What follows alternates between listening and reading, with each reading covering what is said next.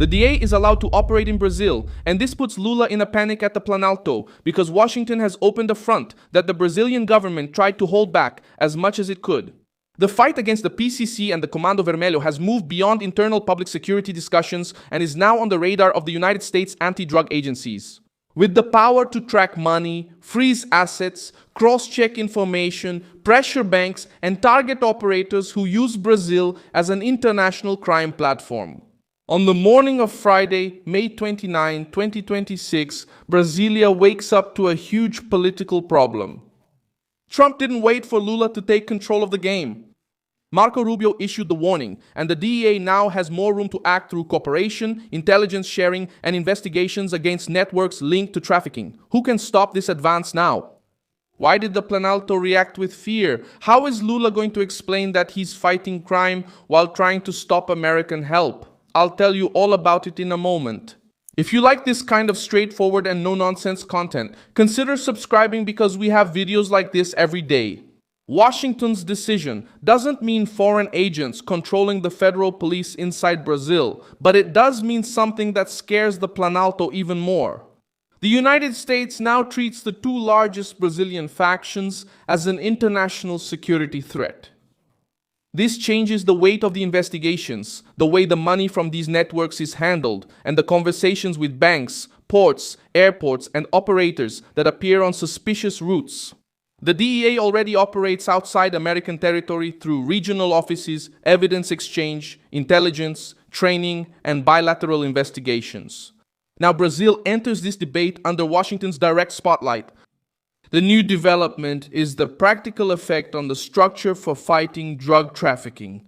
Trump cleared the political path for the American anti-drug agency to put pressure where Lula's government had been trying to tone things down.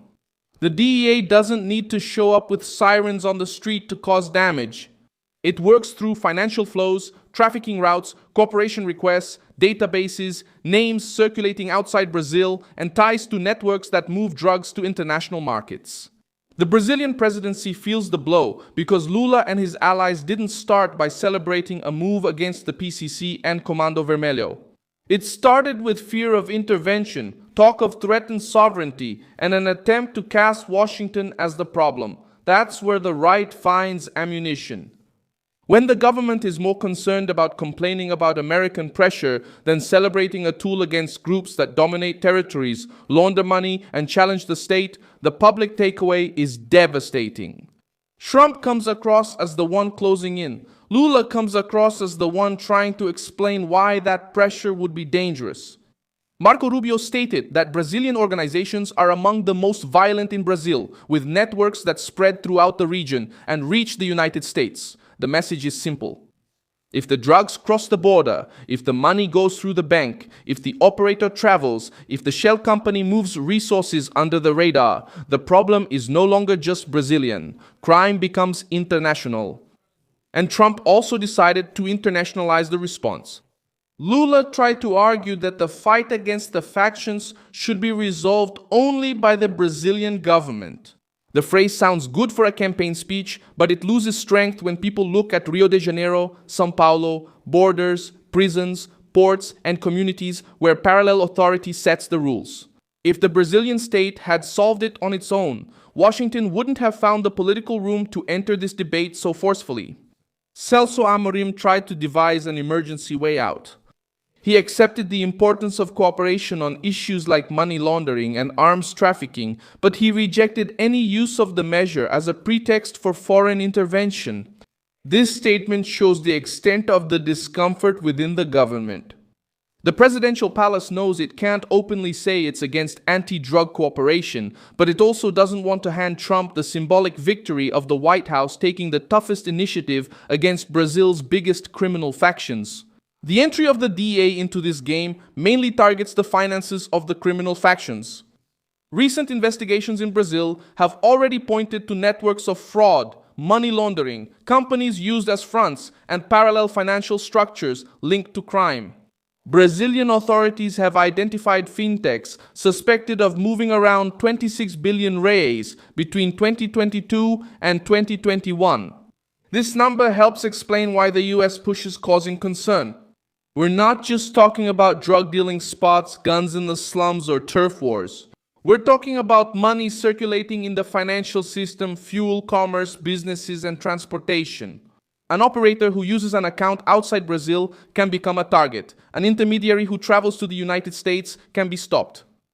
A bank that comes across suspicious funds may be required to block and report them. A company that is found to be connected to a criminal network may lose access to business and credit. The fear inside the presidential palace is also electoral. Flavio Bolsonaro went to the White House, spoke with Trump, and said he asked for a tough stance against the PCC and Comando Vermelho.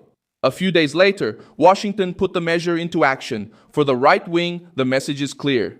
While Lula was talking about the risk of interference, Flavio was publicly defending the court. With the United States, Europe, Israel, and Argentina to confront factions that have already become a transnational problem. The government may try to call this political exploitation, but public security is already a central issue for millions of Brazilians who live in fear and see crime advancing. Starting June 5, 2026, the situation becomes even more sensitive because the designation as a foreign terrorist organization will take effect in the U.S. legal system.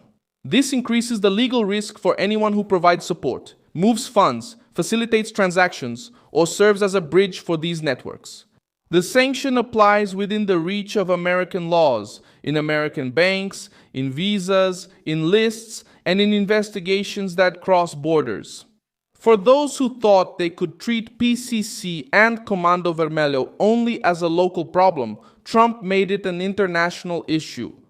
Lula's government is cornered because any exaggerated reaction could seem like indirect defense of the factions. There is no comfortable answer when the White House occupies the space that Brasilia left open. Trump understood this point.